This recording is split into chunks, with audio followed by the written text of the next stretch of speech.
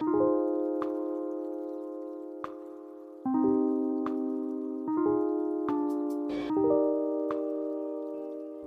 and welcome back to the Indiewood Podcast, a podcast about indie filmmaking and the many hats filmmakers have to wear in order to make those films.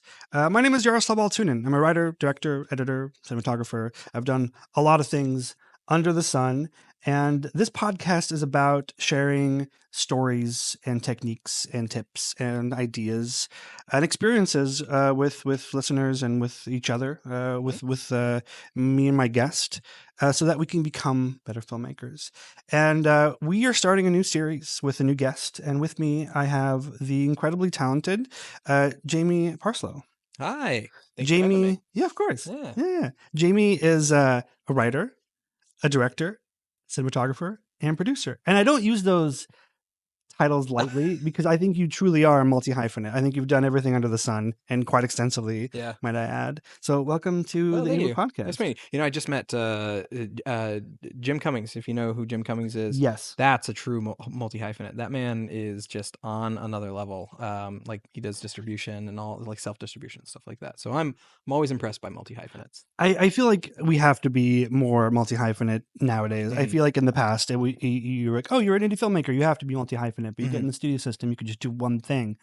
But now, even in the studio system, you're like, no, like let's have you write and direct and produce and whatnot. Yeah. And I think it's getting out of hand. Yeah, I feel like that's kind of one of those things where nowadays even you get these I'm of the philosophy that you have a hard time breaking into the film industry as a director without also being a writer. True. You can't do either without also somehow producing at this point in time. And then you absolutely have to know how to edit, and that's kind of just what it is nowadays. So yeah, it's becoming like it's not a multi-hyphenate anymore. It's just the filmmaker. Yeah, it's literally just filmmaker. Well, speaking of filmmakers, me and you met at a filmmaking event. A film festival. We met at Dances with Films, where I had a project and you had a project. Yeah. And I'd love to hear more about that project because I think it's some of the coolest filmmaking I've ever seen.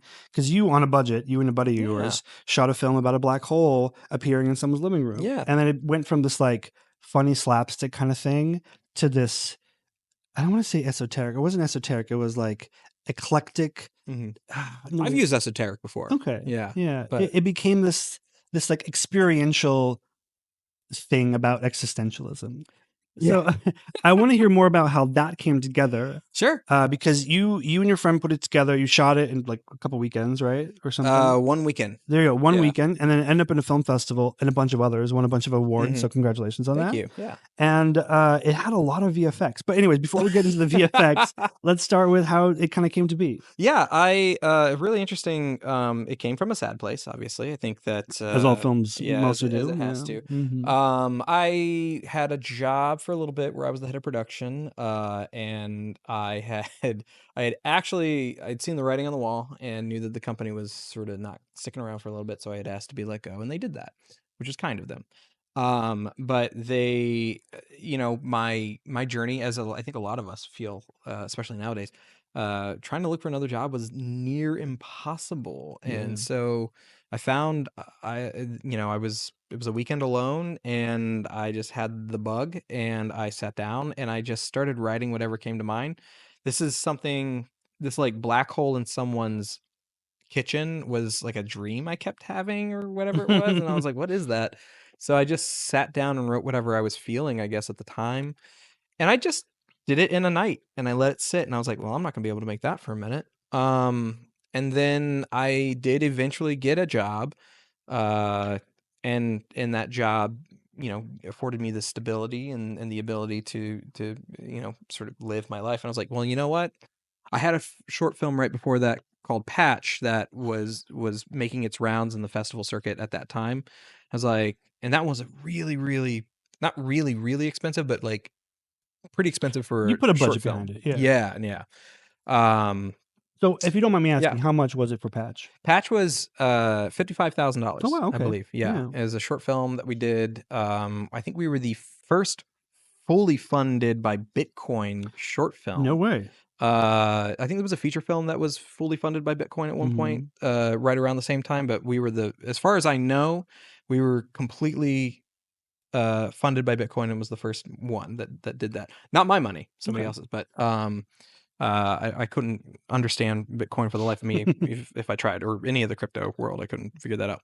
But that one was making its rounds. It was cool sci-fi, but it was big. It was, multiple locations. We built a robot. There was all kinds of stuff that was going on in there.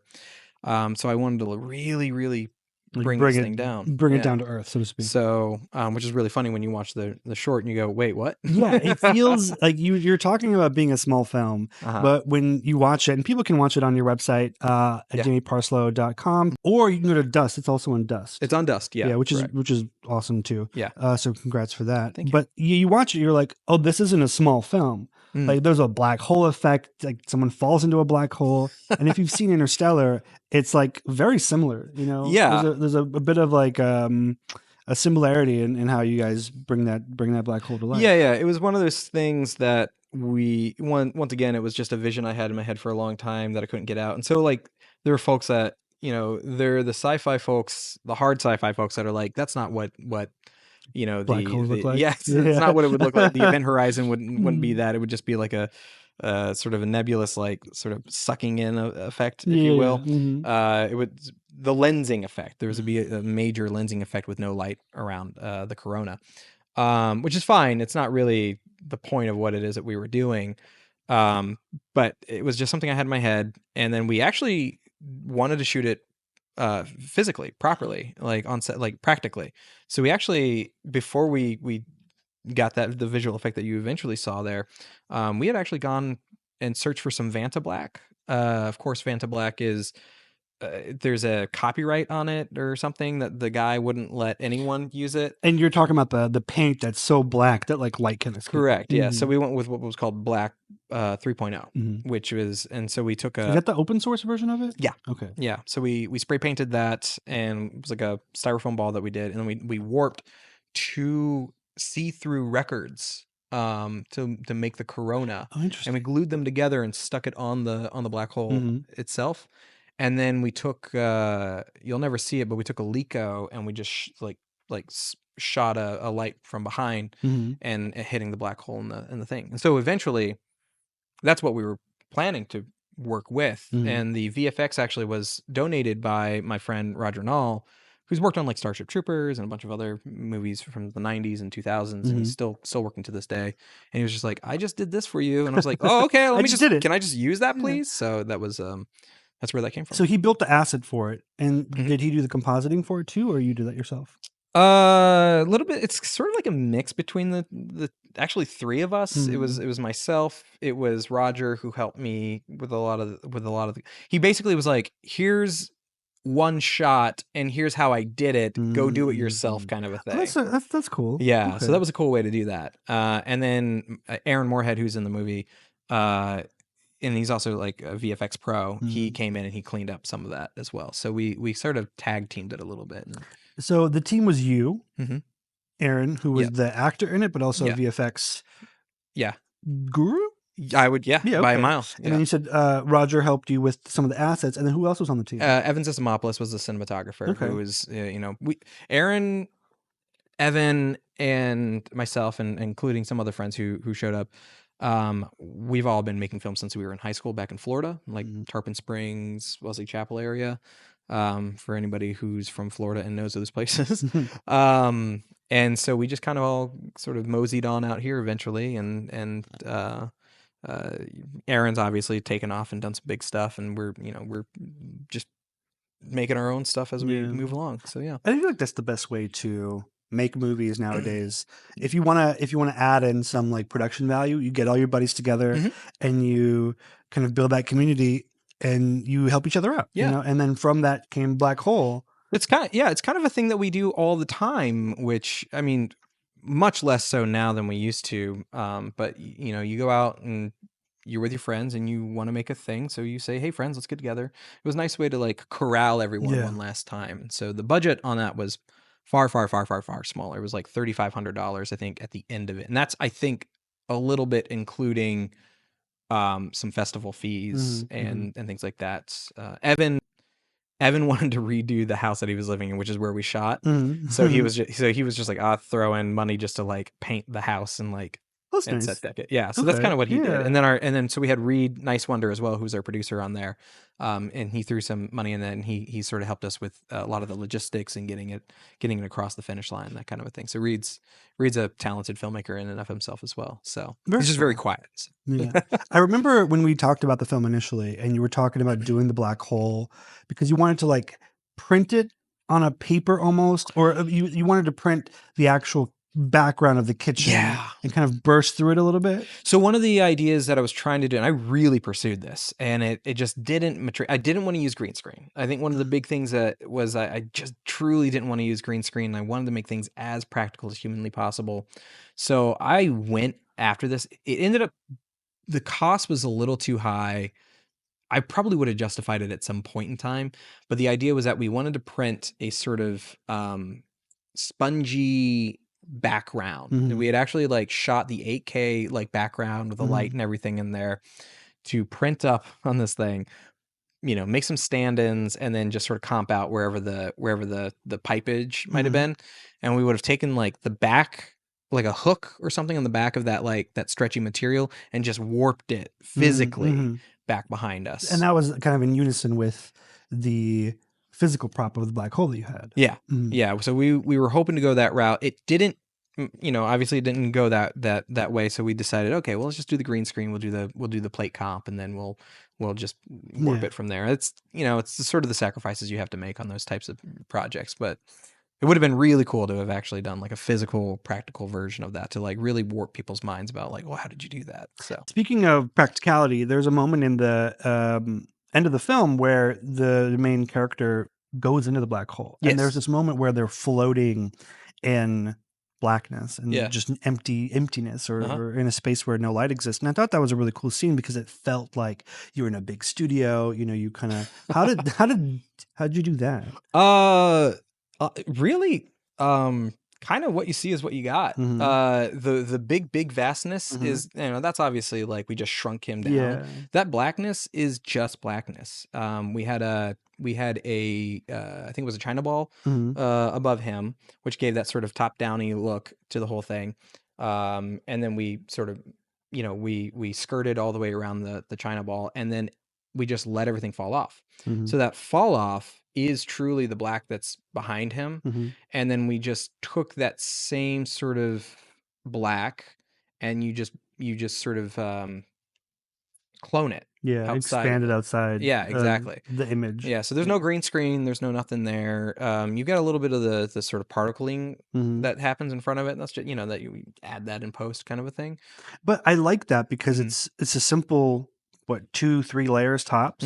You have your live action layer, which is just a character silhouetted with a light in a dark space, and then you have like your particle effects, which you could find wherever for a couple bucks, and then everything beyond that is you just basically bucket drop a black, right? Yeah, that kind of more or less. So with a little gradient. Yeah, so there's a little bit of feathering and whatnot. I'm using Photoshop terms, but they cross post to DaVinci Resolve, and you have yourself a really cool image that like, God, it reminds me of what was that film with Under the Skin? Okay. Yeah, so she like lures men into this alien craft that's in like a pub or something, I don't know, in England, and then it's like a black space, and there's like a black floor that they kind of fall into, which feels it's like a set, and yours looks very similar because there's a moment where the main character is also like kind of floating, and it feels like they're underwater. Was that just slow-mo, or did you actually go underwater? It's slow-mo with no water. It's Aaron literally just floating his arms out. Like, he looks so funny doing it, like in real life. He's floating his arms out, he's got tears in his eyes, and he's just sort of standing on one foot, sort of like floating his other foot out. And we just sort of, you rotate it and you move it in post. And then a little bit of it was, you get a little bit of inspiration probably from Get Out, if I had to guess. Okay. Yeah. Or even Stranger Things when they have that little bit. And then he lands on the black, whatever that is. And that's just like black Mylar, I think, on a dance floor or something like that. And then, that's kind of where that's really it. It's a very simple and very easily, as a matter of fact, it was in It wasn't even a set. It was, I think, a storage unit that we did that in. Okay. So Was it like one of yours, or did you rent something? one of Evan's. Evan Okay. had a friend who had a little storage unit, and he was Mm-hmm. just like, "Can I just like shoot there for a day?" And I was like, "Yeah, sure, you could." And so it's a bunch of us in there, and so we got the scared cat that's like hanging out in like the little bathroom, so that you don't scare the cat a little bit, and Mm-hmm. it's very sweet. Fred was the name of the cat, and she was very cute and very lovely, but not loving not being home, you know? So Yeah. it was just a friend's cat that volunteered it, and I was like, okay, yeah, sure. I like talking about filmmakers that have been doing kind of these or trying to attempt these VFX or even special Hmm. effects for a long time, because there's a refinement and it feels like something that you can watch, a movie from the 80s and you can see the same kind of technique Hmm. where it's like, oh, we got a ball of styrofoam, we painted it black and we, Yeah. shot it in slow motion and Hmm. it's whatever. And in this day and age, when we look at films that require kind of an effect, be it special or Yeah. VFX, something practical or something digital, uh, we tend to overcomplicate it. Yeah. But there is a simple way to shoot it. Hmm. And as you are kind of exploring and discovering these new opportunities for very simple effects that look really good, Hmm. like look beyond their value, like monetary value. What's kind of your advice for folks trying to attempt the same thing? Like, how did you get to that point? Was it just trial and error, or are you like looking at older films like how do they do it, or is it just No, I think it is. I mean, first and foremost, I mean, growing up in the YouTube generation kind Mhm, of forces you to hit those. I was lucky enough, like I said, I was lucky enough to work with my friends from a very, very young age, and working on our, not very, very, not like beyond 18. We're mhm, 17, really. mhm, We all met when we were 16 at a film festival. We all liked each other's work. I think even back then I was doing stop motion stuff, mhm. and that kind of a thing. And so, um, we were lucky enough to be making our little movies from there, learning little techniques and trial and error. Like I said, I worked at that company. The company was called Loot Crate, and we would make these monthly short films that would come out, and we would do these things. It was really cool. Where we would do a new genre Mhm. every month. So we would do sci-fi stuff, or we would do, um, we would do fantasy stuff, or we would do whatever it was. Sometimes we'd do just straight comedy, but they almost all had special effects that we had to learn through the process. Yeah. And so you go through that process, and then my advice really is think about your vision, about what I hate using that word, vision. But think about like what it is you're trying to accomplish, and then um, I would almost always argue try not to rely on the VFX side of it. There's something really, really fun and interesting, and you get everyone else excited when you say, "I'm going to do something practical." Mhm, mhm. Um, Patch was exactly that. Patch was this thing. I was going to build a robot, and we went around and we were like, "How are we going to do this? Like, we have no idea what we're going to do." And so I talked to a couple of my friends who had connections at like Pixar and some other, VFX places, and they were like, "This is going to cost you minimum $200,000 to do." Yeah, I was like, "Well, we doing can't, a we can't do actual that. We're robot, not. yeah. Yeah, that's not happening." Um, I forced it through. When you have to tell a story, you have to do it, and it will happen. So through that, I got connected with my friend at this place called State of the Art Effects, or Sofa Effects is what they're called. Roy Nyrim runs it. But anyway, I sent them the script. I said, "This is what I'm trying to do." I had some artwork that was made. I Mhm. had paid somebody to do some artwork, and then they looked at it and they were like, "That is so cool. We have to do that." They're the guys that made the original Alpha 5 from Power Rangers. Uh, Oh, yeah, like the little trash can with yeah, little yeah, yeah, yeah, yeah, that guy. little, Yeah, yeah, yeah. UFO saucer head. Yeah, yeah, yeah. Yeah, yeah. So they're the folks who made that. Okay. And they were so jazzed about it. They're like, normally this would cost us X amount of dollars, but we want to do this. We like the story. We're going to do that Mhm. for, a reduced price, whatever that was. Like wholesale almost. Yeah. And so what they did is I was like, this is a character. This is a robot who is part robot and part car parts, because they, over time they would have had to have been sort of rebuilt over Mhm. time. So they built the top half of that. So we just sort of shot the Oh, the that's interesting. top Okay. half, and then anytime we went wide, our actor, who was also the voice actor, his name is Adam Zastro. You've seen him in a bunch of stuff. He's in what's that David Fincher TV show, the Mindhunter. Mindhunters. Okay. He's in a bunch of stuff like that. He's very thin, very, Oh yeah. very Okay. gaunt, and so he was able to fit into the suit. And from a distance, he's really good at walking like a Oh, robot. that's interesting. So he did a Okay. really good job doing that, and his voice, and because he is also the voice actor, it was really great to have him on set to do all that stuff. Mhm. So we were able to move the character to his voice and move him in the thing. Anyway, the idea was I had to tell the story. We knew we couldn't do it that way, so we found a sort of workaround. And the thing is once you get excited about something, once you really get excited about something, you start getting other people excited about it. And then other people are like, I gotta jump on whatever that is. That's gonna happen regardless. Mhm. And so that begets interest, and one thing begets the next. And that's kind of how it works, It's not about coming at it from a executional point. It's coming about it from an interest point, Yeah. at least in my experience. I think you've kind of cracked it. It's we don't make movies because like, oh, this is going to be like my big ticket. I'm going to get rich, Yeah. or like, I can pay for this or whatnot, or it's going to hit. It's going to be a big thing. It's Right. because you get excited about it. Yeah. And you have to, because you stay with a project for so long, you have to be like excited about it. You gotta be married enough. to it. Exactly. Yeah. You have to be excited about it enough that when you get beaten down over the course of making it, at the end, you're still excited. Yeah, exactly. Yeah. That's really cool. And then for festivals. Yes. I think you said something interesting because you were like, "Oh, and we have some money for festivals." I think that's always important to have in your back pocket, like tagged in your budget, just something. So when you finish editing, when you have your final cut, like I don't think a lot of filmmakers really focus on that or really even think about that. How much they should have for their DCPs, which is the digital cinema package, for festivals, festival fees. Like that's so important. Yeah. Because then it's, you get there and you're like, oh, I need another $500. I need another $1,000. That's coming out of your pocket if you don't really let your market for your I was lucky enough to do two things. DCPs, you bring on. DCPs are so annoying because they've locked into this Linux system thing that they know they're getting at, and so there are services that will do that for you. And I had one service that charged me $10 a month for a year. And I couldn't get it canceled, and I had no idea what that was all about because I had to go through somebody else's. I had to go through a film festival's DCP process.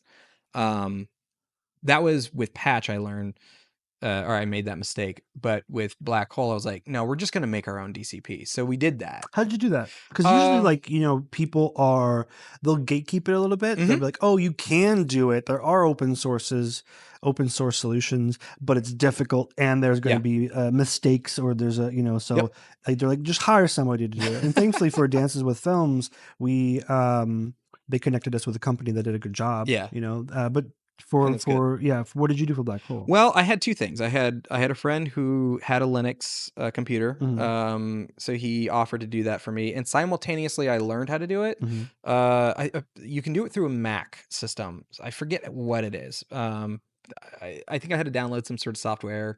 I'm going to be honest with you, I do not remember. It's been so long since I did it, but I did do it through the Mac system, and it worked. How it worked, I don't know. But it just magic functioned. I was like, wait, this is good. So I had two DCPs of my movie just in case. You could figure it out. There are ways to do it. Yeah, there's some like small film festivals that I did. They're like, oh, just burn the QuickTime file on a disc and send it to us. But I love those film festivals. Love it when they do that. But with a DCP though, I feel like I don't know if it's more legitimate because it's neither here nor there. It retains all the sound information. It retains the quality. Yeah, it has more depth than like a QuickTime file. Yeah. I mean, it's a hard drive. Exactly. Yeah. So I get it. It's the future. We live in the future. From Black Hole, what was the one thing you kind of learned? Because I feel like everything you do, you learn something new. Yeah. What was the one thing you learned from Black Hole that you kind of like bring with you into future projects? That's a great question. Well, main one is collaborate with your actors. Collaborate all the time. It's easier when your actor's also your VFX supervisor. Sort of, but like, so to Aaron's credit, I mean, he's making he's making big stuff for a reason, and he's making successful small stuff for a reason. And the idea is, the reason being is that like he's in it to win it. He's full tilt in the thing. And so it was really easy working with him. And this goes to actors too. It's just sort of like when you get a script, ask the director, ask the writer questions. Be like, hey, this, where am I at right now? How am I feeling? Because when you're writing it, when you're directing it, you're not always thinking about those notes, those processes. Sort of like, why does this character do what they're doing? One of the things that ended up bleeding into production design was a conversation I was having with Aaron, and we were like, what doesn't this character have? And I said, well, I don't think he has control. I don't think he has control over his life. He doesn't really have control over practically anything, which is why he gets so obsessive about this black hole, because it becomes a part of his personality, and he becomes really possessive over this thing, which is why when his girlfriend starts like throwing chips in there and all that, he's like, am I going to kill you? Like that little eye flick he does. And we were just sort of like, okay, what can he control? I was like, well, he can control plants. He can water plants. He can be a little horticulturalist, whatever. Culturalist. So we were like, okay, great. He's into plants. And so that's what we do. He's out there sort of, plowing and taking care of his plants and stabbing the ground when he's angry. And so it's one of those things that comes out when you're having conversations. And Aaron at one point in time was like, I feel like I want to, can I cuss on this thing? Yeah. He's like, I kind of want to fuck the black hole. And I was like, well, that would suck him into the thing. I don't think we can do that. But we were like, but that is cool. Like there's something weird and you want to add a weird moment to your movie. So my wife and I, we're like, well, he's not going to like have sex with the black hole, but what can we do to make it, stand out? And we're like, oh, well, what if he like throws his after processes, if you will, into the black hole and use it as a trash can. And so that having those conversations really helped flesh out the character, flesh out some of the actions that happened, fleshed out some of the comedy that came through. The script in and of itself was funny from the get-go to an extent, but it wasn't funny. It wasn't, the intent, myself, I wrote it, but like the intent wasn't like, oh, hey, let's make it, gimmicky and whatever. It was let's, make some funny moments in here and see if people pick up on it, kind of a thing. So that was an interesting thing. Another really interesting thing, especially going to film festivals and doing it, was you never know who's going to find what funny. And that's awesome. That's so cool. Yeah, you're sitting there and you experience your version of the film, and then everybody else around you is experiencing something different. Yeah. And some moments hit, some moments don't. No. And it's vastly different. Yeah. Well, I'd love to talk more about film festivals, but I think we'll save that for the next episode. Yeah. So okay. For everybody who's listening, go watch Black Hole. It's on Dust on YouTube or on Jamie's website, jamieparslow.com. Parslow. Yeah. Jamie is in Jamie, not Jaime. That's where people make the mistake. That's a different, That's where people make the or mistake. just Google it. Black Hole, Jamie Parslow, and you'll find it. It's 2024. It's not like we have to send you a care package with the fun with one. the Let me know what address. you think. Send me an email. I like those things. Those are fun. And as we talk about it, watch it and then kind of go back and listen to the convo that we had, because I think it'll make sense a lot more. There'll be a different perspective. Yeah. Another lesson I learned: be sad. Just be sad. Yeah. Let yourself be sad. Yeah. One of my best scripts that I've ever written came from a sad place. Yeah. But there's hope in it, and that's what I had. Yeah. I wrote hope in mine. That was part of it. So anyway, hopeful. All right. Yeah. All right. Well, we'll see you in the next episode. Thank you for coming by, Jamie. Thank you for listening, everybody. Yeah. We'll see you next week. Thank you for joining us at the CFA studio for another series of the Anywood Podcast. You can find the podcast wherever you find your podcasts or on YouTube at the Cinematography for Actors YouTube channel. See you next week. From the CFA network, Cinematography for Actors is bridging the gap through education and community building. Find out about us and listen to our other podcast at cinematographyforactors.com. Cinematography for Actors Institute is a 501c3 nonprofit.